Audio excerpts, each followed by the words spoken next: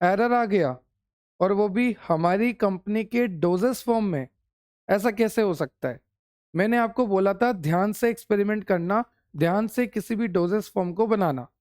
मैंने बोला था ना, चाहे आप टाइम लो, चाहे आप अच्छे इंस्ट्रूमेंट लो, इक्विपमेंट लो, अच्छा एरिया लो, अच्छे वर्कर लो, पर आप डोजेस फॉर्म अच्छा बनाना। अब मेरे को कंप्लेन आ रही है कि मेरे डोजेस फॉर्म में एरर है। गलत बात है ये। मैंने आपको बोला था ना जीएमपी और जीएलपी को फॉलो करते हुए बनाना। आपको नहीं पता होगा, मैं बता देता हूँ कि जीएमपी का मतलब होता है गुड मैन्युफैक्चरिंग प्रैक्टिसेस, और जीएलपी का मतलब होता है गुड लेबोरेटरी प्रैक्टिसेस। अगर कोई भी फॉर्मुलेशन करनी है, कोई भी डोजेस फॉर्म बनाना है, या किसी भी एक्सपेरिमेंट को सक्सेसफुली परफॉर्म करना है, तो उसके लिए जीएमपी और जीएलपी को फॉलो करना होता है। और जितने भी प्रोटोकॉल्स है, प्रोटोकॉल का मतलब होता है फिक्स रूल, तो जितने भी प्रोटोकॉल है, जितने भी फिक्स रूल है, उन सभी रूल्स को फॉलो करते हुए एक डोजेस फॉर्म बनता है। पर इन्होंने गलती कर दी।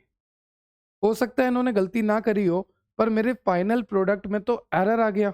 जैसे मैं आपको समझाता हूँ हुआ क्या मेरे साथ। मेरी एक कंपनी है, ठीक है, उस कंपनी में मैं मैन्युफैक्चर करता हूँ तरह तरह के डोजेस फॉर्म।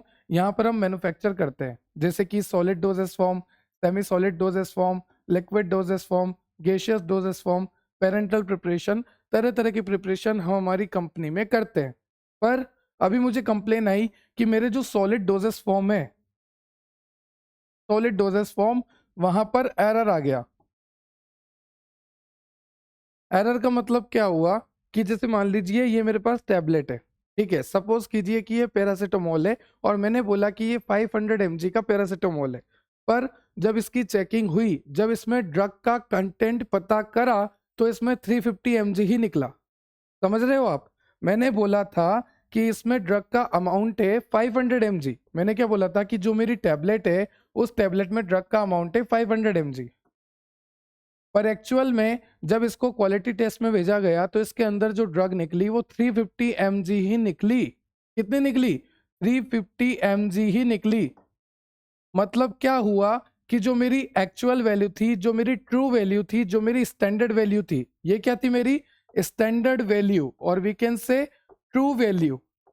तो जो मैंने बोला था कि मेरी ड्रग में 500 mg पीसीएम है, मेरे जो डोजेस फॉर्म है उसके अंदर 500 mg पीसीएम है, पैरासीटामोल है।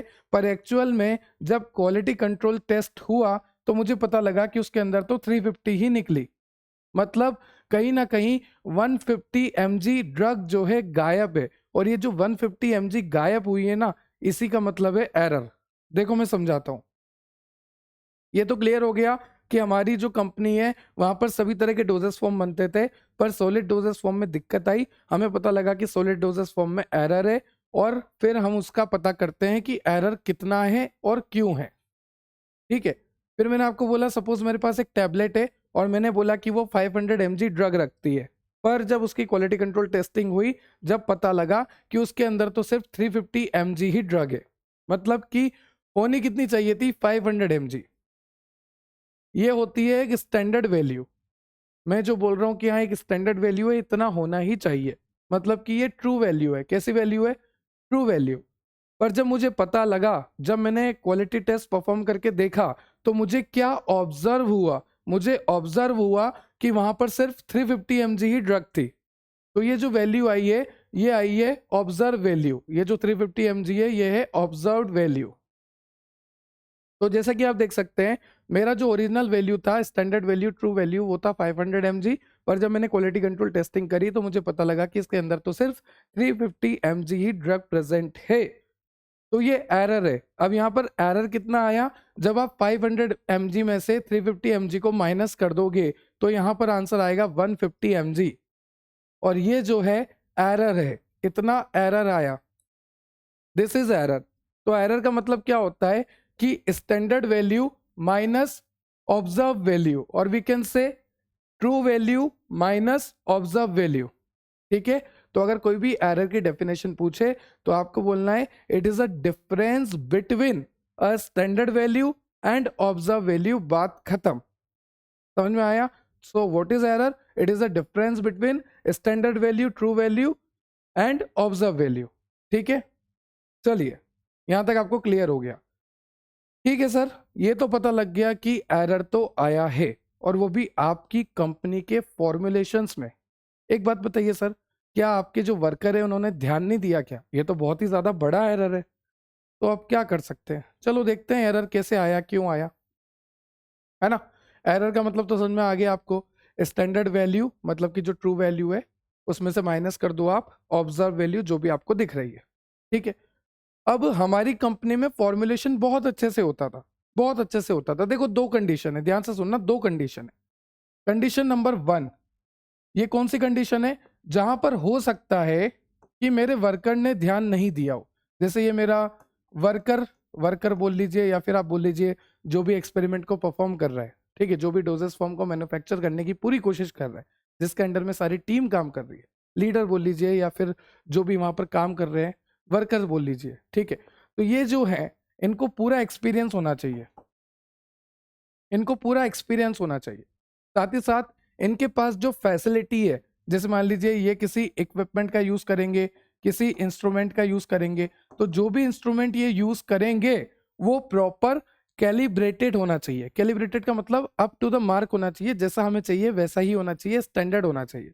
ठीक है, इंस्ट्रूमेंट जो है प्रॉपर फंक्शनिंग करे। या तो एक जो इंस्ट्रूमेंट है वो बहुत ही पुराना है, बेकार है, काम नहीं कर रहा, तो ऐसा इंस्ट्रूमेंट यूज नहीं लेना है। हमें ऐसा इंस्ट्रूमेंट यूज लेना है जो प्रॉपर फंक्शनिंग करता हो। सपोज करिए कि आप और मैं दोनों एक्सपेरिमेंट परफॉर्म करने जा रहे हैं, दोनों इस टैबलेट को बनाने जा रहे हैं। तो जब आप और मैं एक्सपेरिमेंट परफॉर्म करने जाएंगे, टैबलेट को बनाने जाएंगे, तो हम क्या देखेंगे कि भैया जगह अच्छी दो, हमें अच्छे से काम करेंगे हम, है ना? और ये इंस्ट्रूमेंट पुराना नहीं चाहिए, अच्छा नया वाला लाके दो। ये इंस्ट्रूमेंट अच्छे से चलता है ना, कैलिब्रेटेड है, ठीक है। इस इंस्ट्रूमेंट में कोई कंटामिनेशन तो नहीं, कंटामिनेशन का मतलब कि इसमें कोई फॉरेन पार्टिकल तो नहीं लगा, इसमें कोई पहले का मटेरियल तो नहीं लग गया। होता है ना, कई बार आप किसी भी मशीन को, किसी भी इक्विपमेंट को यूज करोगे तो हो सकता है पुराना मटेरियल उसमें चिपका रह जाए। तो हमें अच्छे से उसको साफ करना है, अच्छे से उसको वॉश करना है, अच्छे से वो कैलिब्रेटेड होना चाहिए और वो जो इक्विपमेंट है वो हमें एक बेटर रिजल्ट प्रोवाइड करे, इस तरह का होना चाहिए। और उसकी टाइम टू टाइम सर्विसिंग भी होनी चाहिए।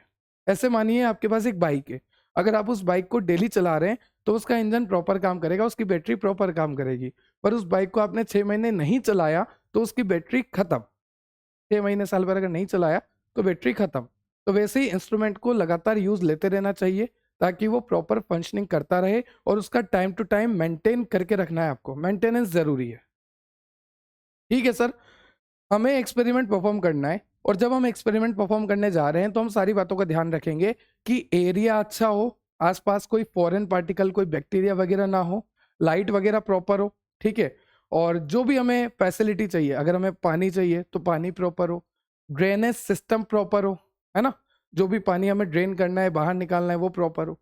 तो हमें सारी चीज़ों का ध्यान रखना है, इक्विपमेंट हमारे प्रॉपर हो, और हमें ये भी पता होना चाहिए कि हम क्या बनाने जा रहे हैं। सपोज आप और मैं दोनों गए पैरासिटामोल बनाने, पर आपको पता ही नहीं है पैरासिटामोल क्या होती है, क्या काम आती है, आपने कभी सुना ही नहीं, आपने कभी रिएजेंट यूज करे ही नहीं, तो आप कैसे हो गए? Unskilled, unprofessional. तो ऐसे वर्कर नहीं होने चाहिए जो अनस्किल्ड हो, अनप्रोफेशनल हो। क्योंकि अगर कोई ऐसा बंदा काम करने जाएगा जिसको नॉलेज ही नहीं है, जिसको स्किल ही नहीं है, जिसको आता ही नहीं है, तो वो जब काम करेगा तो वो काम बिगाड़ेगा।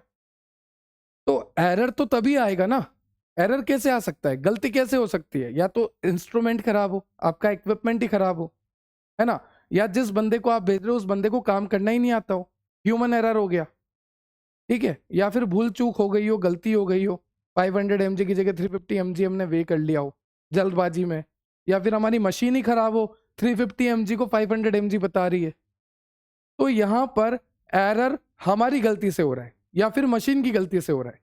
तो इस तरह के एरर को बोलते हैं डिटर्मिनेंट एरर। क्या बोलते हैं? Determinant error. डिटर्मिनेंट एरर इस तरह के एरर होते हैं जिसको इजीली आइडेंटिफाई करा जा सकता है और उसको सही भी करा जा सकता है। ध्यान से सुनना, मैं एक्सपेरिमेंट परफॉर्म करने जा रहा हूं तो मुझे पता लग गया कि इस इंस्ट्रूमेंट की वजह से एक्सपेरिमेंट खराब हो रहा है। ठीक है, तो मैं क्या करूंगा? उस इंस्ट्रूमेंट को सही कर लूंगा। तो हमें पता लग गया, मतलब हमने आइडेंटिफाई कर लिया कि गलती किसकी वजह से हो रही है। और उसको सही भी कर लिया। तो डिटर्मिनेंट एरर इस तरह के एरर होते हैं जो इजीली आइडेंटिफाई हो जाए और जिसको इजीली हम सही भी कर सकते हैं। तो इस तरह की गलती सही की जा सकती है। ठीक है, तो जो एरर होता है, एरर की डेफिनेशन तो आपको पता लग गई। आपका जो स्टैंडर्ड वैल्यू है, ट्रू वैल्यू है, उसमें से आपको माइनस कर देना है ऑब्जर्व वैल्यू। ठीक है, अब फिर मैंने आपको बोला कि एक तो होता है डिटर्मिनेंट एरर, जिसका मतलब होता है ऐसा एरर जिसको हम सही कर सकते हैं, जिसको हम डिटेक्ट कर सकते हैं, पता लगा सकते हैं, जिसका जो प्रिडिक्टेबल हो। कैसा हो?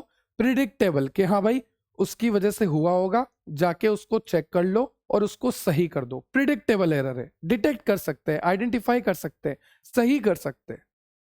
प्रिडिक्टेबल एरर, ठीक है। और दूसरा होता है इनडिटर्मिनेंट एरर। अब ये इनडिटर्मिनेंट एरर क्या होता है? यहां पर हमारी कोई भी गलती नहीं होती। जैसे मान लीजिए मैं स्किल्ड पर्सन हूं, प्रोफेशनल हूं, मैंने बहुत डोजेस फॉर्म बनाए हैं और जो मेरा एरिया है, जो मेरा एनवायरमेंट है, वो भी बहुत अच्छा है। मतलब कि as per the GMP, good manufacturing practices, as per the GLP, good laboratory practices, मैं काम कर रहा हूं।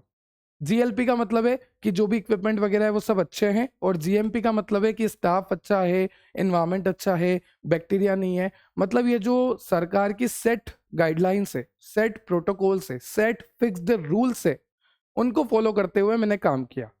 अब एक बात बताइए, एक तो मेरे को भी सारा काम आता है, ऊपर से सारी गाइडलाइंस को फॉलो करते हुए मैंने काम करा, तो प्रोडक्ट तो सही बनना चाहिए। सारी गाइडलाइंस को भी फॉलो कर लिया, बंदा भी प्रोफेशनल है, पर एट द एंड क्या हुआ पता है? एरर आ गया। तो इस तरह का एरर होता है इनडिटर्मिनेंट एरर, कि पता नहीं लगा सकते कि भाई ये कैसे हुआ। अनप्रिडिक्टेबल, कैसे हुआ समझ में नहीं आ रहा, अनप्रिडिक्टेबल। ठीक है, हो सकता है टेम्परेचर चेंज होने की वजह से हो गया हो सकता है कहीं ह्यूमिडिटी का फर्क पड़ गया हो, ह्यूमिडिटी की वजह से खराब हो गया हो हमारा प्रोडक्ट। तो ये सब कैसे होते हैं? हमारे इनडिटर्मिनेंट एरर होते हैं, अनप्रिडिक्टेबल एरर होते हैं। हमें नहीं पता कैसे हुआ, हमने तो सब कुछ सही करा था, हमने तो सब कुछ फिक्स रूल के अकॉर्डिंग करा था, प्रोटोकॉल के अकॉर्डिंग करा था, GMP GLP के अकॉर्डिंग करा था, एक ट्रेंड प्रोफेशनल बंदे से करवाया था, फिर भी एरर आ गया। तो इस तरह के एरर को क्या कहते हैं? इनडिटर्मिनेंट एरर, जो कि अनप्रिडिक्टेबल हो, जिसको हम डिटेक्ट नहीं कर सकते, जिसको हम सही नहीं कर सकते। उल्टा हो गया। क्लियर? चलिए, ठीक है सर, एरर समझ में आ गया, डिटर्मिनेंट समझ में आ गया, इनडिटर्मिनेंट समझ में आ गया। मतलब कि एरर जो है दो तरह से होते हैं, एक तो हो गया डिटर्मिनेंट, एक हो गया इनडिटर्मिनेंट। क्लियर? चलिए आगे चलते हैं, इरेज करते हैं। ठीक है सर, यहाँ तक क्लियर हो गया। चलिए आगे। अब देखो, तो हमने क्या देखना है? एरर, जो कि आपने डेफिनेशन अच्छे से समझ ली। उसके बाद टाइप्स ऑफ एरर में आपने देखा डिटर्मिनेंट और इनडिटर्मिनेंट एरर। उसके बाद आपको यहाँ पे दे रखा है सोर्स ऑफ एरर। अब सोर्स ऑफ एरर, एरर कहाँ से आ सकता है? मैं खुद भी गलती कर सकता हूँ, मतलब कि ह्यूमन एरर, है ना, या मेरा इंस्ट्रूमेंट गलती कर सकता है, इंस्ट्रूमेंट सही से कैलिब्रेटेड नहीं है, इंस्ट्रूमेंट मेरा साफ नहीं है, इंस्ट्रूमेंट में कंटामिनेशन है, इंस्ट्रूमेंट सही से काम नहीं कर रहा, इंस्ट्रूमेंट पुराना हो चुका है, इंस्ट्रूमेंट का रिजल्ट सही नहीं आ रहा, तो इंस्ट्रूमेंट की गलती, तो इंस्ट्रूमेंट का एरर हो सकता है। तो एरर तो कहीं से भी आ सकता है। तो सोर्स ऑफ एरर मतलब कि एरर आ कहां से रहा है? इंसान की वजह से आ रहा है तो ह्यूमन एरर, इंस्ट्रूमेंट की वजह से आ रहा है तो इंस्ट्रूमेंटल एरर। ठीक है, तो ये सारा आता है सोर्स ऑफ एरर में। एरर हो गया, सोर्स हो गया, टाइप्स हो गया। सिलेबस समझ में आ रहा है ना? बहुत अच्छे से अंदर का बहुत समझा दिया वैसे मैंने आपको। उसके बाद है मेथड ऑफ मिनिमाइजिंग एरर। अब एक बात बताइए, अगर आपको पता लग रहा है, मैंने आपको बोला था ना दो तरह के एरर होते हैं, एक होता है डिटर्मिनेंट, एक होता है इनडिटर्मिनेंट एरर। एक तो हो गया डिटर्मिनेंट, एक हो गया इनडिटर्मिनेंट। अब जो डिटर्मिनेंट एरर होता है वो प्रिडिक्टेबल होता है ना, वो इजीली आइडेंटिफाई होता है। मान लीजिए किसी ह्यूमन की गलती है, या तो ह्यूमन की गलती है या किसी इंस्ट्रूमेंट की गलती है। ठीक है, तो या तो ह्यूमन की गलती है या फिर किसी इंस्ट्रूमेंट की गलती है, तो हम क्या करेंगे? बंदे को रिप्लेस कर देंगे, इंस्ट्रूमेंट को सही कर देंगे। तो मतलब इस तरह के एरर, जिन एरर को सही किया जा सकता है, जो एरर प्रिडिक्टेबल होते हैं वो एरर डिटर्मिनेंट एरर होते हैं। तो अगर आपको टॉपिक दे रखा है मेथड ऑफ मिनिमाइजिंग एरर, आप किस तरह से एरर को कम कर सकते हो, कौन कौन सी ऐसी मेथड है वो आपसे पूछिए। तो एरर को कम करने के लिए आप चेक करो कि एरर आ कहां से रहा है। अगर एरर बंदे से आ रहा है तो बंदे को रिप्लेस कर दो, अगर एरर किसी इंस्ट्रूमेंट से आ रहा है तो इंस्ट्रूमेंट को चेंज कर दो, या इंस्ट्रूमेंट को सही कर दो, या इंस्ट्रूमेंट को कैलिब्रेट कर दो। तो यहां पर आप एरर को मिनिमाइज कर सकते हो। पर अगर इनडिटर्मिनेंट एरर होगा तो क्या वो इजीली डिटेक्ट होगा? नहीं सर, इनडिटर्मिनेंट एरर जो होते हैं वो तो अनप्रिडिक्टेबल होते हैं, इनका तो प्रिडिक्शन भी नहीं करा जा सकता और इनका पता भी नहीं लगता कि ये हो कैसे रहे, है ना। तो वो हो गया इनडिटर्मिनेंट एरर, और उनको तो फिर सही करना मुश्किल ही नहीं, नामुमकिन है। ठीक है, फिर नेक्स्ट टॉपिक आपको दे रखा है एक्यूरेसी, फिर आपको दे रखा है प्रिसीजन, और फिर आपको दे रखा है सिग्निफिकेंट फिगर। इन तीनों को भी हम अच्छे से समझेंगे। चलिए, तो ये क्लियर हुआ, सिलेबस क्लियर हुआ, बहुत अच्छे से क्लियर हुआ। स्टार्ट करें। वैसे तो आपने 50-60% इस लेक्चर को कंप्लीट कर ही लिया है, क्योंकि आपको सारी चीज़ें पता लग गई है कि एरर का मतलब होता है जो स्टैंडर्ड वैल्यू है, ट्रू वैल्यू है, उसमें से माइनस कर दो ऑब्जर्व वैल्यू को। उसके बाद सोर्स ऑफ एरर बहुत सारे हो सकते हैं, ह्यूमन एरर, इंस्ट्रूमेंटल एरर। उसके बाद types of error, determinant, indeterminate. फिर मेथड ऑफ मिनिमाइजिंग एरर की अगर बंदे से गलती हो रही तो बंदे को सही कर दो, बंदे को रिप्लेस कर दो, बंदे को स्किल्ड बंदे को वहां पर लगा दो, ट्रेंड बंदे को वहां पर लगा दो। और अगर इंस्ट्रूमेंट की गलती है तो इंस्ट्रूमेंट को रिप्लेस कर दो, इंस्ट्रूमेंट को कैलिब्रेट कर दो, इंस्ट्रूमेंट को सही कर दो। इंस्ट्रूमेंट में जो भी प्रॉब्लम आ रही है, मान लीजिए इंस्ट्रूमेंट कैलिब्रेट नहीं है, मान लीजिए इंस्ट्रूमेंट में कंटामिनेशन हो रहा है, तो उसको साफ कर दो, वॉशिंग कर दो उसकी अच्छे से, क्लीन कर दो उसको अच्छे से, है ना।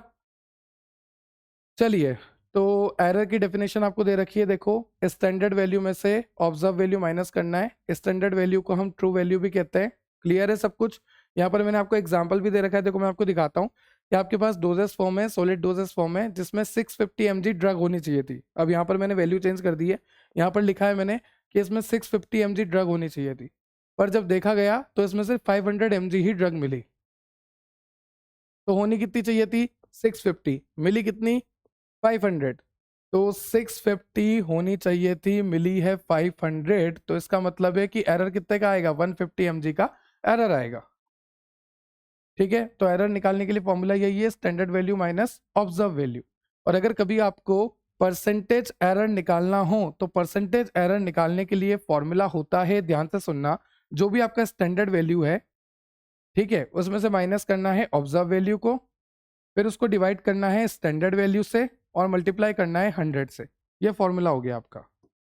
क्लियर? तो सिंपल एरर पूछा है तो एरर की डेफिनेशन भी वही है, फॉर्मूला भी वही है कि आपका जो स्टैंडर्ड वैल्यू है, आपका जो ट्रू वैल्यू है, उसमें से आप ऑब्जर्व वैल्यू को माइनस कर दो। और अगर आपको पूछा है परसेंटेज एरर, तो परसेंटेज एरर निकालने का बहुत ही सीधा तरीका है, standard value minus observe value, ये तो फॉर्मूला था ही, डिवाइड कर दो स्टैंडर्ड वैल्यू से और मल्टीप्लाई कर लो 100 से, बात खत्म। मल्टीप्लाई ओवरऑल हो रहा है ये, देखो, है ना, ऐसा नहीं है नीचे, ऊपर ही है ये इस तरह से ऊपर मतलब बीच में है ये।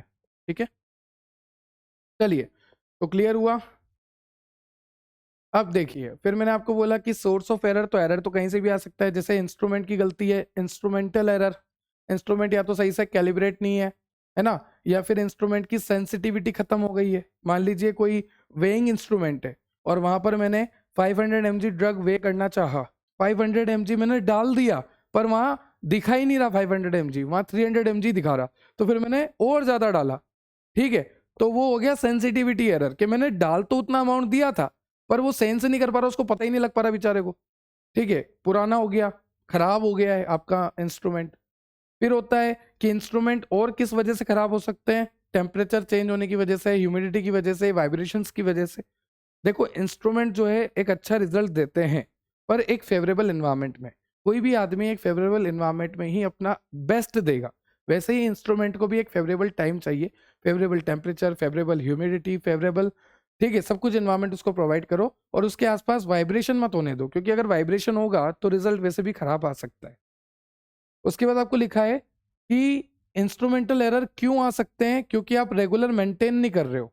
देखो, रेगुलर मेंटेन करना जरूरी है, हर चीज को रेगुलर मेंटेन करना जरूरी है। अगर आप उसको रेगुलर मेंटेन नहीं करोगे तो आने वाले टाइम पे वो आपको एरर देगा ही देगा। चलिए, ये हो गया इंस्ट्रूमेंटल एरर। उसके बाद सैंपल हैंडलिंग एरर। अब ध्यान से सुनना, हम पढ़ रहे हैं सोर्स ऑफ एरर। तो सोर्स ऑफ एरर में अभी तक तो मैंने आपको इंट्रोडक्शन में क्या बताया था, एक तो ह्यूमन एरर, एक बताया था इंस्ट्रूमेंटल एरर, अभी हमने इंस्ट्रूमेंट वाला पढ़ा। अब देखो दूसरा है सैंपल हैंडलिंग एरर। ये आपके पास सैंपल है, मान लीजिए इस सैंपल में कंटामिनेशन हो गया, इस सैंपल में बैक्टीरिया ने अटैक कर दिया या किसी भी फॉरेन पार्टिकल ने अटैक कर दिया, तो ये सैंपल जो है खराब हो गया। तो यहाँ पर आपको दिखा रखा है कि एक्सटर्नल सोर्स से अगर कंटामिनेशन हो गया सैंपल में, I repeat, sample handling error, नाम से पता लग रहा कि सैंपल को हैंडल करते टाइम कोई एरर आ गया। मतलब कि मेरे पास अगर कोई सैंपल है तो मेरी ये जिम्मेदारी बनती है कि इस सैंपल का मैं ध्यान रखूं, इस सैंपल को मैं अच्छे से स्टोर करूं, इस सैंपल को मैं ह्यूमिडिटी से बचाऊं, इस सैंपल को मैं कंटामिनेशन से बचाऊं, इस सैंपल को मैं सनलाइट से बचाऊं, है ना। अगर आपके पास कोई सैंपल है तो आपको कंटामिनेशन से बचाना है, ह्यूमिडिटी से बचाना है ना, किसी भी तरह के फॉरेन पार्टिकल से बचाना है, सनलाइट के डायरेक्ट कांटेक्ट में नहीं आने देना है। तो ये सारी चीजें आपको ध्यान रखनी होती है ड्यूरिंग सैंपल हैंडलिंग। तो सैंपल को जब आप हैंडल करते हो तो आपको सारी बातों का ध्यान रखना पड़ता है। पर अगर किसी वजह से सैंपल सही से हैंडल नहीं हो पाया, मान लीजिए सैंपल में कंटामिनेशन हो गया, मान लीजिए सैंपल में सनलाइट का कांटेक्ट हो गया, मान लीजिए सैंपल में मॉइस्चर का कांटेक्ट हो गया, मान लीजिए सैंपल को सही से स्टोरेज कंडीशन नहीं मिली, तो इस कंडीशन में सैंपल खराब हो जाता है। और अगर आपके रिएक्शन का, अगर आपके पूरे फॉर्मुलेशन का शुरू का सैंपल ही खराब हो जाएगा तो फिर रिजल्ट अपने आप ही खराब आएगा। तो ये हो गया सैंपल हैंडलिंग एरर। फिर आता है मेथोडोलॉजिकल एरर। मान लीजिए मेरे पास सैंपल अच्छा है, मेरे पास सैंपल बहुत ही बढ़िया है और मेरे को काम भी बहुत अच्छा आता है, पर मैंने इंस्ट्रूमेंट ही गलत ले लिया। तो मेरे पास दो इंस्ट्रूमेंट है, ए और बी, पर मुझे जो डोजेस फॉर्म बनाना है उसके लिए जो बेस्ट इंस्ट्रूमेंट है वो है ए, पर मुझे ये बात का पता नहीं या गलती से मेरा ध्यान कहीं और जा रहा था तो मैंने बी वाला इंस्ट्रूमेंट ले लिया। तो उस कंडीशन में क्या होगा, उस कंडीशन में होगा मेथोडोलॉजिकल एरर, मतलब कि मेथड ही गलत है आपकी। देखो यहाँ पे लिखा है error can arise if the method isn't or is not suitable for the sample type. आपका जो सैंपल है उस सैंपल के लिए कौन सी मेथड बेस्ट है वो आपको देखनी है। अगर आप गलत मेथड का यूज करेंगे तो एरर तो आएगा ही। इसे कहते हैं मेथोडोलॉजिकल एरर। ठीक है, उसके बाद है आपका रिएजेंट एंड केमिकल। अब ध्यान से सुनिए, जो भी आपका रिएजेंट है, रिएजेंट मतलब जो भी आपका स्टार्टिंग मटेरियल है, जो भी आपका केमिकल है, जो भी आप केमिकल ले रहे हैं, जैसे मान लीजिए मुझे पैरासीटामोल बनानी है, ठीक है, मतलब पैरासीटामोल का डोजेस फॉर्म बनाना है, ये डोजेस फॉर्म है पीसीएम का, सॉलिड डोजेस फॉर्म, ये मुझे बनाना है। तो मेरे पास ड्रग है, ठीक है, ड्रग के साथ एक्सिपिएंट भी जोड़ेंगे, फार्मास्यूटिक्स पढ़ी है ना, drug plus excipient is equal to doses form. तो मेरे पास ड्रग आया, अब मेरे पास जो ड्रग आना चाहिए वो अच्छी क्वालिटी का होना चाहिए। देखो, शुरू का काम ही अच्छा होगा तब जाके आखिरी तक सब अच्छा होगा। अगर आपने शुरू में ही गड़बड़ कर ली तो आखिरी में प्रोडक्ट खराब ही बनेगा। तो जो भी रिएजेंट, जो भी केमिकल आप यूज ले रहे हैं, ध्यान से सुनना, जो भी केमिकल, जो भी रिएजेंट आप यूज ले रहे हैं एक किसी डोजेस फॉर्म की फॉर्मुलेशन में, तो वो रिएजेंट और वो केमिकल किसी भी कंटामिनेशन वाले नहीं होने चाहिए। उसमें कोई भी बैक्टीरिया, फंगस, वायरस नहीं होना चाहिए, उसमें कोई भी मॉइस्चर नहीं होना चाहिए। वो रिएजेंट एकदम प्योर होना चाहिए, एकदम स्टेबल होना चाहिए। तो यहाँ पर वही लिखा है कि प्योर होना चाहिए, स्टेबल होना चाहिए, एक्सपायर्ड नहीं होना चाहिए। पर अगर आपका रिएजेंट प्योर नहीं है, आपका रिएजेंट एक्सपायर है, आपका रिएजेंट स्टेबल नहीं है, तो उस कंडीशन में एरर आएगा। तो हमें यही देखना है कि एरर क्यों आ रहा है। तो एरर क्यों आ रहा है कि आपका जो भी स्टार्टिंग मटेरियल है, आपका जो भी रिएजेंट है, आपका जो भी केमिकल है, वो जब प्योर ही नहीं है, वो कंटामिनेटेड है, वो जब स्टेबल ही नहीं है, तो एरर तो आएगा। उसके बाद है इम्प्रॉपर कंसंट्रेशन। सही बात है, अगर आपने कंसंट्रेशन ही गलत ले ली, इतना लेना था पर ज्यादा ले लिया, कम ले लिया, तो एरर आएगा। फिर है ह्यूमन एरर। ये मैं यहाँ पर खड़ा हूँ, दिख रहा हूँ ना, बहुत छोटा सा इतू सा, है ना। देखो यहाँ पर क्या लिखा है, टेक्निक नहीं आती, इक्विपमेंट को ऑपरेट करना ही नहीं आता। मान लीजिए मैं बिल्कुल बिगिनर हूँ, मुझे कुछ नहीं आता, मैं गया लेबोरेटरी में, मैंने कहा भाई यार डोजेस फॉर्म बनाना है, सर ने बोला है प्रेशर से भेजा है, समझ में ही नहीं आ रहा है ये इक्विपमेंट कैसा है, कहाँ से ऑपरेट होगा, कैसे चलता है, कुछ समझ में ही नहीं आ रहा। तो क्या मैं काम कर पाऊंगा? मैं काम ही नहीं कर पाऊंगा यार, मुझे आता ही नहीं है ना। तो ह्यूमन एरर कब आएगा? जब कोई बंदा अनस्किल्ड है, जब कोई बंदा अनप्रोफेशनल है, जब कोई बंदा ट्रेंड नहीं है, जो बंदा एक्सपीरियंस नहीं है, जो बंदा बिल्कुल बिगिनर है, जब आप उसको काम करने भेज दोगे तो क्या वो कर पाएगा? उसको तो इक्विपमेंट ऑपरेट करना ही नहीं आता, उसको ये नहीं पता कि ये इक्विपमेंट चलता कैसे, ऑपरेट कैसे होता है, इससे बनता क्या है, हमें बनाना क्या है, कुछ आता ही नहीं है। ठीक है, फिर mistake in measuring volume and way. अब एक बात बताइए, मैं बंदा हूं, मैंने गलती से गलत वे कर लिया, गलती से गलत मेजर कर लिया, तो ये सब मेरी गलती है, ह्यूमन एरर है, जिसकी वजह से डोजेस फॉर्म खराब हो सकता है। इनकरेक्ट रिकॉर्डिंग ऑफ रिजल्ट, मान लीजिए रिजल्ट आया कुछ, ये इतनी रीडिंग आई, पर मेरा ध्यान कहीं और है, और खाना था या नहीं खाया ऐसा ध्यान चाह रहा है मेरा, है ना? तो फिर उस कंडीशन में मैंने ये रीडिंग ले ली, अरे हाँ कोई बात नहीं बाबू, कोई बात नहीं, ये रीडिंग ले ली मैंने, गलती से ध्यान नहीं गया मेरा, हो गया एरर। तो मतलब एरर ह्यूमन से हो सकता है, कोई बड़ी बात नहीं है। और ह्यूमन से एरर कैसे हो सकता है? आप गलत मेजर कर लो, गलत वॉल्यूम वे कर लो, वॉल्यूम गलत ले लो, वे गलत कर लो, रीडिंग आप गलत ले लो, टेक्निक आपको नहीं आती, इक्विपमेंट ऑपरेट करना नहीं आता, तो ये सारे ह्यूमन एरर हो गए। उसके बाद आ गया आपका मैट्रिक्स इफेक्ट। अब मैट्रिक्स इफेक्ट क्या होता है, इसको ध्यान से समझना। जैसे मान लीजिए टाइट्रेशन हो रही है, टाइट्रेशन मैंने आपको लास्ट लेक्चर में कई बार अच्छे से बताया है। अब टाइट्रेशन में ये एनालाइट का सॉल्यूशन है ना? यहाँ पर हमने इंडिकेटर भी डाल दिया, ऊपर से ब्यूरेट है, ब्यूरेट में से टाइट्रेंट आ रहा है, ठीक है? तो टाइट्रेंट और ये जो एनालाइट का सॉल्यूशन है ये रिएक्ट करते हैं और फाइनल एंड पॉइंट आता है। अब मान लीजिए यहाँ पर जो इंडिकेटर है, उस इंडिकेटर ने इस सॉल्यूशन से रिएक्शन कर ली, तो जब इंडिकेटर सॉल्यूशन से रिएक्शन कर लेगा तो सॉल्यूशन खराब, और ऊपर से जो टाइट्रेंट आ रहा फिर वो एग्जैक्ट रिजल्ट आएगा ही नहीं, टाइट्रेशन हो ही नहीं पाएगी। तो मतलब जब रिएक्शन हो जाए उनमें जिनमें हमें होने की संभावना ही नहीं थी, देखो यहाँ पर क्या लिखा है, interference from other component, the presence of other substance in a sample may interfere with the detection of analyte। मान लीजिए हमारे सैंपल में कुछ अदर सब्सटेंस प्रेजेंट था, उसने रिएक्शन शो कर दी, उसने रिएक्टिविटी शो कर दी, वो इनर्ट नेचर का नहीं रहा, तो उस कंडीशन में भी एरर आएगा। उसके बाद है एक्सटर्नल कंडीशन, जैसे कि आपका टाइम डिपेंडेंट चेंजेस हो गया। जैसे समय के साथ मान लीजिए मैंने एक केमिकल रखा, अच्छी जगह स्टोर करा है, कोई मॉइस्चर भी नहीं, कोई ह्यूमिडिटी भी नहीं है, पर समय के साथ वो केमिकल खराब खराब खराब होता जा रहा है, तो टाइम डिपेंडेंट चेंजेस हो गए। एनवायरमेंट में वेरिएबिलिटी हो गई, जैसे एटमॉस्फेरिक प्रेशर हो गया आपका, ह्यूमिडिटी हो गया, इसकी वजह से खराब हो सकता है, तो ये एक्सटर्नल कंडीशन में आते हैं।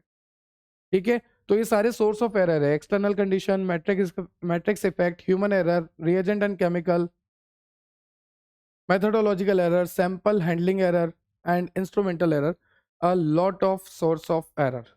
ठीक है, चलिए उसके बाद ये मैंने आपको बता दिया determinant, indeterminate error. Determinant error जो कि सही किए जा सकते हैं, जिनका पता लगाया जा सकता है, जिनको सही करा जा सकता है। मान लीजिए इंस्ट्रूमेंट की वजह से गलती हो गई तो इंस्ट्रूमेंट को सही कर दो, मान लीजिए पर्सन की वजह से गलती हो गई तो पर्सन को चेंज कर दो, है ना? मान लीजिए केमिकल की वजह से गलती हो रही है, केमिकल खराब ले लिया तो केमिकल को सही ले लो, केमिकल अच्छा ले लो। मतलब ऐसे एरर जिनका पता लगाया जा सकता है कि भाई इस वजह से गलती हो रही है। केमिकल गलत ले लिया आपने, नहीं भाई साहब आपका तो इक्विपमेंट खराब है, नहीं भाई साहब आपका तो बंदा ही खराब है ना? तो मतलब आप पता लगा सकते हो कि गलती कहाँ हुई है और उस गलती को सही भी कर सकते हो। इस तरह के एरर डिटर्मिनेंट एरर। ठीक है, मेथड ही आपका गलत है, तो मतलब आपको पता लग रहा है कि यार मेरा मेथड गलत था, मेरा बंदा गलत था, मेरा इंस्ट्रूमेंट गलत था, मेरा केमिकल ही गलत था, ये मुझे पता लग रहा है और फिर मैं सही कर लूंगा, तो इस तरह के एरर हो गए determinant error. Next indeterminate error, बेचारे को पता ही नहीं लग रहा हो क्या रहा है, नो कंट्रोल, कोई कंट्रोल नहीं है, परेशान है बेचारा, परेशान हो गया सर मैं, परेशान हो गया मैं। एक बात बताइए सर, मैंने रिएजेंट अच्छा लिया, केमिकल अच्छा लिया, ठीक है सर, मैंने बंदे अच्छे लिए, मेरा मेथड अच्छा है, मेरे सारा जीएलपी जीएमपी सब कुछ फॉलो है, सर ये एरर आ कहाँ से रहा है, कहाँ से आ रहा है सर एरर?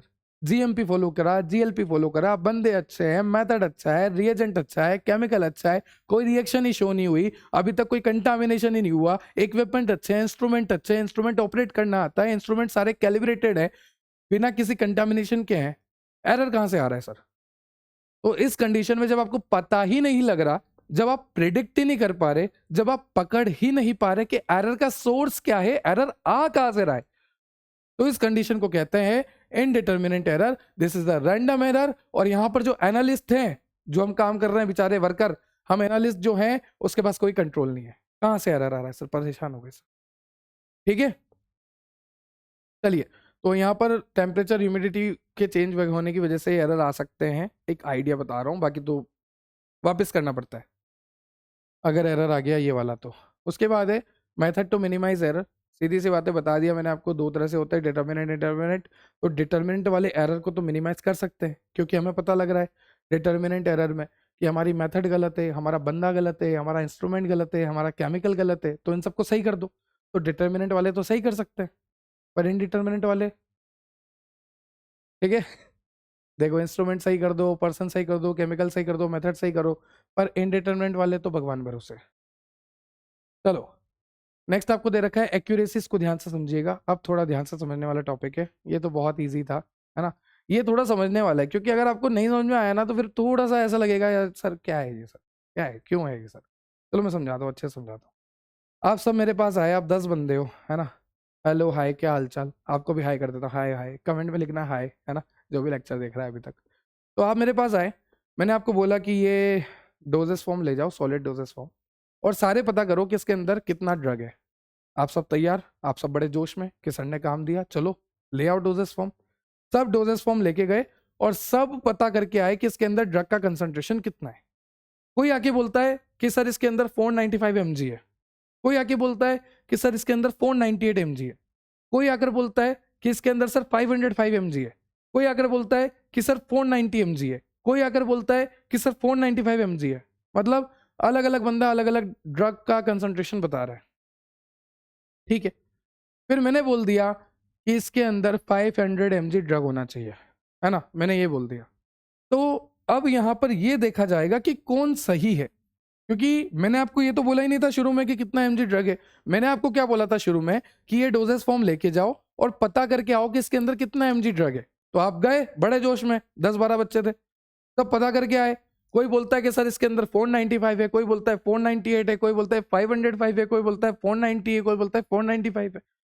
तो अब आप सब लेकर आगे रिजल्ट, तो मैंने बोला कि इसके अंदर 500 mg होना चाहिए, मैंने ये बोला। तो 500 mg की जो सबसे पास की वैल्यू होगी, देखो कौन सी आ रही है, 500 mg के सबसे पास 498 mg। तो मैं बोलूंगा कि ये आंसर बिल्कुल सही है। क्यों? क्योंकि ये हो गई एक एक्यूरेसी वाली वैल्यू, ठीक है। अब ध्यान से समझिएगा, इसको और अच्छे से समझाता हूं। निशाना लगाना है, लगाएं, ठीक है सर, निशाना लगाते हैं। निशाना लगाना है ना, एक निशाना लगा यहां पे, दूसरा निशाना एक लगा यहां पे, तीसरा यहां पे, चौथा यहां पे, पांचवा यहां पे आसपास। तो इनमें से सबसे सटीक निशाना कौन सा है? सर सबसे बेस्ट निशाना तो ये रहा, बिल्कुल बीचों बीच, है ना। तो मैं वही कह रहा हूं कि जो आसपास का निशाना है ना वही बेस्ट है। तो एक्यूरेसी का मतलब ही यही है कि भाई near to the standard value. मैंने आपको क्या बोला कि इसके अंदर 500 mg है, तो वो क्या हो गई, एक स्टैंडर्ड वैल्यू हो गई, एक ट्रू वैल्यू हो गई। अब उसके आसपास जो भी वैल्यू लेकर आता है वही एक्यूरेट वैल्यू होती है, एक्यूरेसी होती है। देखो यहां पर लिखा है the value which is near to the true value और स्टैंडर्ड वैल्यू। ऐसी वैल्यू जो कि स्टैंडर्ड वैल्यू और ट्रू वैल्यू के आसपास वाली वैल्यू होती है, उसी को बोलते हैं एक्यूरेसी। और एक बात बताइए, इसकी एक्यूरेसी सबसे ज्यादा है ना, सबसे ज्यादा एक्यूरेसी इसकी है, तो इसमें एरर भी कम होगा। अगर मैंने बोला था कि 500 mg ड्रग होती है इसके अंदर और जिस बच्चे की 498 mg आंसर है, तो इसमें एरर कितना है, सिर्फ 2 का एरर है, सिर्फ 2 का एरर। 500 में से 498 माइनस करोगे, 2 का एरर आया, बस इतना सा एरर। तो मतलब जिसकी एक्यूरेसी ज्यादा होती है उसका एरर कम होता है। एज सिंपल एज दैट, बहुत सिंपल है, ठीक है। क्लियर हुआ एक्यूरेसी? चलो, निशाने लगाने में मजा आया ना, ऐसा ऐसा एकदम है ना। चलो चलो चलो चलो चलो, निशाने भी लगा लिए सर। बस यही निशाने लगाते रह जाएंगे, जहाँ निशाने लगने हैं वहां तो लगते नहीं है। फर्स्ट ईयर खत्म हो रहा है सर, फर्स्ट सेमेस्टर खत्म हो रहा है, अभी तक सूखा पड़ा है, रेगिस्तान है पूरा। चलो आ जाओ, कोई बात नहीं यार, थर्ड ईयर तक ट्राई करते रहो, कोई फर्क नहीं पड़ता। चलो, तो अभी तो ये क्या हुआ, हमारी एक्यूरेसी क्लियर हुई है ना, एक्यूरेसी क्या होती है। अब दूसरा क्या है, दूसरा है हमारा प्रिसीजन वैल्यू। एक और वैल्यू दी गई है प्रिसीजन। अब प्रिसीजन क्या होता है, अलग अलग बच्चे गए थे, अलग अलग वैल्यू लेकर आए, तो जो मोस्ट रिपीटेटिव वैल्यू होती है, जैसे कि देखते हैं 495 ये देखो 495 495 दो बार आया है, बाकी 490 एक बार है, 505 एक बार है, 498 एक बार है। तो जो मोस्ट रिपीटेटिव वैल्यू है इन बच्चों में से वो है 495। जैसा कि आप देख सकते हैं 495 आपको दो बार दिख रही है, बाकी सारी वैल्यू जो है एक ही बार दिख रही है। तो ये हो गई प्रिसीजन वैल्यू। प्रिसीजन वैल्यू का मतलब होता है रिपीटेड वॉल्यूम ऑफ मेजरमेंट। जो बच्चे मेजर करके लेकर आए थे उनमें से दो का जो सेम वैल्यू आ रहा है, रिपीटेड वैल्यू आ रहा है, तो यही हो गया आपका प्रिसीजन वैल्यू, रिपीटेड वैल्यू। ठीक है, ये भी क्लियर हुआ। चलिए, एक्यूरेसी क्लियर हुई, प्रिसीजन क्लियर हुआ। अब देखो फैक्टर अफेक्टिंग एक्यूरेसी। एक्यूरेसी से आप क्या समझे कि हमारी जो वैल्यू है वो स्टैंडर्ड के पास आ रही है ना। हमारी जो वैल्यू है वो स्टैंडर्ड के पास आ रही है, ट्रू के पास आ रही है। तो जितनी ज्यादा हमारी वैल्यू स्टैंडर्ड और ट्रू के पास आएगी वो एक्यूरेट वैल्यू होगी। अब हम चाहते हैं कि हमारा एरर कम से कम आए और हमारी वैल्यू एकदम एक्यूरेसी वाली आए, है ना, एकदम आसपास की आए। तो जब अगर आपको एरर कम चाहिए और वैल्यू आपकी एक्यूरेट होनी चाहिए तो उस कंडीशन में आप क्या करोगे? सर सीधी सी बात है, कोई भी डोजेस फॉर्म हम बना रहे हैं और अगर हमें वो एक्यूरेट बनाना है और उसमें एरर भी कम चाहिए तो हम ये कोशिश करेंगे कि हमारा इंस्ट्रूमेंट अच्छा हो, हमारा बंदा अच्छा हो, हमारी मेथड अच्छी हो, हमारा केमिकल अच्छा हो, टेम्परेचर ह्यूमिडिटी का फर्क ना पड़े। यही सब चाहोगे, तभी एक्यूरेट वैल्यू आएगी, तभी एरर कम आएगा।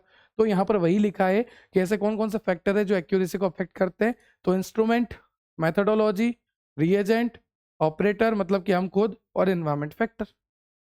बच्ची चीजें, बच्ची चीजें, ठीक है।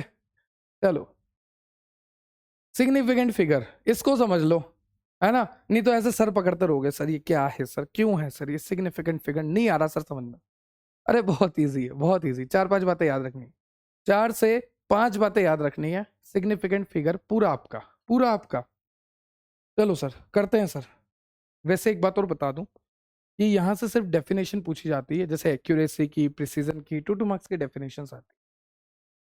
सिग्निफिकेंट फिगर को स्टार्ट करते हैं, ठीक है। अब बात करते हैं सिग्निफिकेंट फिगर की। तो significant figure are the digit in number that determine its accuracy and precision. Sir कुछ भी समझ में नहीं आया, कुछ भी नहीं आया सर। चलो समझाता हूँ, ध्यान से सुनना। एग्जाम्पल दे रखा है कि एक कॉइन है, कॉइन की थिकनेस दे रखी है। क्या दे रखी है? थिकनेस। एक कॉइन है, उसकी थिकनेस दे रखी है, ठीक है। कितनी दे रखी है? 1.6 mm। 1.6 mm एक कॉइन की थिकनेस दे रखी है। चलिए सर ठीक है। तो यहाँ पर ये क्या है आपके पास? एक नंबर आपको दे रखा है, significant figure other digits in number. एक नंबर आपको दे रखा है 1.6 दे रखा है, क्लियर है। अब उसके बाद यहाँ पर अगर मैं आपसे सिग्निफिकेंट फिगर पूछूं तो आप देख सकते हैं एक तो 1 है और एक 6 है, ये दोनों ही सिग्निफिकेंट फिगर हो गए। मुझे पता है कि अभी आपको ऐसा लग रहा है कि सर क्या बोल रहे हो, पर ध्यान से सुनो, एक बार समझने की कोशिश करो। आपके पास एक कॉइन था, क्या था? एक सिक्का था आपके पास। उसकी आपने थिकनेस देखी, आपकी थिकनेस आई 1.6 mm। ये जो 1.6 mm आपकी कॉइन की थिकनेस आई है, ये जो पूरी वैल्यू है, ये तो क्या है? नंबर है ना। 1.6 क्या है? एक नंबर है, नंबर एक, है ना, डिजिट है। अब उसके बाद अगर मैं अंदर जाऊं तो मुझे पता लगेगा कि यहां पर सिग्निफिकेंट फिगर क्या है। एक तो ये रहा और एक ये रहा, मतलब दो सिग्निफिकेंट फिगर है, एक तो 1 एक 6। तो यहां पर यही बोला गया है कि significant figure are the digits in number. ये जो भी नंबर आपका था 1.6, इन 1.6 में कितने डिजिट है? एक और एक दो। तो सिग्निफिकेंट फिगर जो है और कुछ भी नहीं है, डिजिट्स होते हैं ना जो नंबर में, वो ही होते हैं। जैसे मान लीजिए 2.6, ये क्या है? नंबर है ना, नंबर है। अब इसमें डिजिट कितने हैं? एक और दो। तो कितना है सिग्निफिकेंट फिगर आया? दो, बस। तो वही डेफिनेशन लिखी है कि significant figure are the digits in number. जो भी नंबर है उसमें कितने डिजिट है वही सिग्निफिकेंट फिगर है। आपको नंबर दे दिया, जैसे देखो 5 4 6 8, ये नंबर है। अब इसमें आपको पूछा सिग्निफिकेंट फिगर कितने हैं, तो सीधी सी बात है डिजिट्स देख लो, 1 2 3 4 डिजिट है, तो आंसर आ गया 4। ये सिग्निफिकेंट फिगर हो गया। अब आप बोलोगे सर ये तो बहुत ईजी है, ये तो बहुत ज़्यादा ईजी है सर, पर ऐसा नहीं होता, ऐसा नहीं होता। अब बताओ कितने सिग्निफिकेंट फिगर है? आप बोलोगे सर 2, पर ऐसा नहीं है ना। तो अब समझाता हूँ कि इसके रूल्स क्या होते हैं, सब कुछ अच्छे से देखते हैं। पर डेफिनेशन तो समझ में आ गई ना कि सिग्निफिकेंट फिगर क्या होता है। सिग्निफिकेंट फिगर मतलब कि नंबर में कितना डिजिट है, खत्म। अब देखो इसकी रूल्स देखते हैं। रूल्स, तो जितने भी नॉन जीरो डिजिट्स होते हैं वो सारे सिग्निफिकेंट फिगर ही होते हैं। जैसे एग्जांपल मैं आपको बताता हूँ, नॉन जीरो डिजिट्स यहाँ पे दिख रहा है ना आपको। हाँ, देखो ध्यान से, 1 2 4 8 9 7, ठीक है। अब मैं आपसे बोल रहा हूँ कि यहाँ पर सिग्निफिकेंट फिगर कितने हैं, तो आप काउंट कर लोगे, 1 2 3 4 5 6, यहाँ पर टोटल कितने हैं, 6 सिग्निफिकेंट फिगर है। मतलब कि अगर यहाँ पर जीरो होता तो उसे हम काउंट ही नहीं करते, ठीक है। स्पेशल केसेस में करेंगे, अभी नहीं कर रहे हैं। अभी ये समझ में आ गया ना कैसे बोल रहा हूं मैं। लाइन पढ़ो, ऑल नॉन जीरो डिजिट, ये सारी नॉन जीरो डिजिट है, इसमें कोई भी जीरो नहीं आ रहा, तो वो सारे सिग्निफिकेंट फिगर होते हैं। जैसे कि यहाँ पर देखो 1 9 8 7 4 5, तो कितने सिग्निफिकेंट फिगर होंगे, 1 2 3 4 5 6, 6 सिग्निफिकेंट फिगर होंगे। तो आंसर लिखा है 6। क्लियर, मतलब कि जितने भी नॉन जीरो डिजिट्स हैं 1 से लेकर 9 तक सारे नॉन जीरो ही हैं, वो सारे क्या है, सिग्निफिकेंट फिगर होते हैं। एक रूल तो ये रहा। दूसरे रूल की तरफ चलते हैं। दूसरा रूल क्या कहता है, all zero that occur between any two non zero digit. अब ध्यान से देखना, जैसे मान लीजिए 2 है, 0 है, 0 है, फिर 2 है। तो अभी तक तो हमने क्या देखा था, पहला रूल क्या था कि नॉन जीरो डिजिट जो होते हैं सिग्निफिकेंट होते हैं, मतलब कि एक तो ये सिग्निफिकेंट हो गया, एक ये सिग्निफिकेंट हो गया क्योंकि ये नॉन जीरो है ना। पर दूसरा रूल क्या है कि अगर आपकी जीरो वाली जो वैल्यू है वो दो नंबर के बीच में आ रही है, 1 से लेकर 9 तक नंबर है, इन 1 से लेकर 9 के नंबर के बीच में अगर आपकी वैल्यू आ रही है, देखे जैसे मान लीजिए ये 2 है, इधर भी 2 है, अब बीच में 2 जीरो आ रहे हैं। अब बीच में चाहे 10 जीरो आए, 20 जीरो आए, पर अगर आगे और पीछे आपका 1 से लेकर 9 के बीच में वैल्यू है तो इनको भी सिग्निफिकेंट नंबर काउंट किया जाएगा। तो यहां पर सिग्निफिकेंट फिगर कितने हुए, 1 2 3 4। एक और एग्जांपल से समझते हैं, 3 0 0 0 0 3, ठीक है। मैंने आपको क्या बोला, जीरो तक काउंट होते ही नहीं है, पर यहां पर जीरो आगे भी 3 के और पीछे भी 3 के, मतलब कि 1 से लेकर 9 के बीच में आ रहे हैं, है ना। तो यहां पर 1 2 3 4 5 6 सिग्निफिकेंट फिगर हो गया 6। मतलब कि ये जो जीरो वाली वैल्यू है, अगर ये स्टार्टिंग 1 से लेकर 9 है और पीछे वाला भी 1 से लेकर 9 नंबर है और इनके बीच में जीरो आ रहे हैं, तो वो सारे काउंट होंगे, ठीक है। चलिए, दो क्लियर हो गए हमें, दो क्लियर हो गए हमें। एक और एग्जांपल समझिए, 30.003। अब देखिए, चाहे पॉइंट आ रहा है चाहे कुछ आ रहा है, आप देखिए आगे क्या है 3, पीछे क्या है 3, क्या 1 से लेकर 9 के बीच में बिल्कुल है, तो बीच के सारे जीरो जो है काउंट होंगे, बिल्कुल होंगे। तो 1 2 3 4 5, टोटल सिग्निफिकेंट फिगर कितने आ गए, 5। ऐसे है, ऐसा है, ठीक है। चलिए नेक्स्ट, आगे देखते हैं। अब देखो, अगर आपकी लीडिंग वैल्यू मतलब सबसे आगे, सबसे आगे, ये सबसे आगे आगे में खड़ा हो गया, अगर आपकी लीडिंग वैल्यू जो सबसे आगे वाली वैल्यू है वो जीरो है, तो वो सिग्निफिकेंट नहीं कहलाएगी। ध्यान से देखना, ध्यान से समझना। जैसे मान लीजिए 0.006, तो यहाँ पे कितने सिग्निफिकेंट फिगर होंगे, सिर्फ और सिर्फ ये एक। क्यों, क्योंकि मैंने आपको बोला कि अगर सबसे आगे जीरो से शुरुआत हो रही है तो वो सारे कटेंगे, कोई भी सिग्निफिकेंट फिगर नहीं है। ये तीसरा रूल है। एक और एग्जांपल ले लेते हैं, 0.00798। अब बताइए, लीडिंग वैल्यू क्या है, सबसे आगे क्या है, जीरो, तो ये तो नहीं काउंट होगा, ये भी काउंट नहीं होगा, ये भी काउंट नहीं होगा। बचे कितने, 3, तो सिग्निफिकेंट फिगर कितना हो गया, 3। मतलब कि अगर लीड वैल्यू जीरो है, सबसे आगे वैल्यू जीरो है, तो उसको काउंट ही नहीं करेंगे। जीरो को कब काउंट किया जाएगा, जब वो बीच में आ रहा है ना। चाहे जितने जीरो बीच में आ रहे हैं, जितने डेसिमल बीच में आ रहे हैं, अगर 1 से लेके 9 तक इधर और 1 से लेके 9 तक इधर, दोनों के बीच में अगर कुछ आ रहा है जीरो, तो वो काउंट करेंगे। पर अगर जीरो लीडिंग वैल्यू है, सबसे आगे है, तो उसको काउंट नहीं करेंगे, ठीक है। उसके बाद, all zero that are present on the right of the decimal point are significant, ठीक है। इसको भी समझिए आप अच्छे से, ध्यान से देखिएगा। अभी देखिए, अगर आपको लिखा है 200 और आपको लिखा है 2.00, ठीक है। अब देखो, अगर आपको यहाँ पे पूछा गया तो क्या बोलोगे, सिग्निफिकेंट फिगर कितना है, जीरो तो काउंट होता ही नहीं है, जीरो काउंट होता ही नहीं है, तो एक आएगा आंसर, क्योंकि सिर्फ एक ही वैल्यू है। और अगर आपको पूछा 2.00, तो उस कंडीशन में आप क्या करोगे, उस कंडीशन में आपको 1 2 3 ही बोलना पड़ेगा। ये फोर्थ रूल है। All zero that are on right side of decimal point, decimal के राइट साइड, जैसे मान लीजिए 2.0000, अब ये डेसिमल के राइट साइड है, डेसिमल के राइट साइड है, तो एक तो ये सिग्निफिकेंट वैल्यू हो गई, दूसरी तीसरी चौथी पांचवी, तो मतलब अगर डेसिमल के बाद राइट साइड में जीरो लग रहे हैं तो वो सारे काउंटेबल होते हैं। तो अलग अलग रूल है। पहले रूल में क्या था कि जीरो को छोड़ के सारे, है ना। दूसरा रूल क्या कहता है कि भाई आपका जो हाँ, अगर जीरो बीच में आ रहा है तो फिर काउंट करना ही पड़ेगा, एक से लेकर 9 तक इधर, एक से लेकर 9 तक इधर, और बीच में जीरो आ रहा है तो, है ना। फिर क्या कहता है कि भाई अगर आपका जीरो जो है लीड है, आगे आगे, तो उसको काउंट ही मत करो। फिर अगला रूल क्या आता है कि भाई अगर आपका जीरो प्रेजेंट है पर वो जीरो डेसिमल के बाद है, जैसे 20.00, तो भाई आप देख सकते हैं यहां पर आप क्या करेंगे, 1 2 3, क्यों, क्योंकि इसको तो काउंट ही नहीं करूंगा मैं, क्योंकि ये डेसिमल वाला सीन ही नहीं है।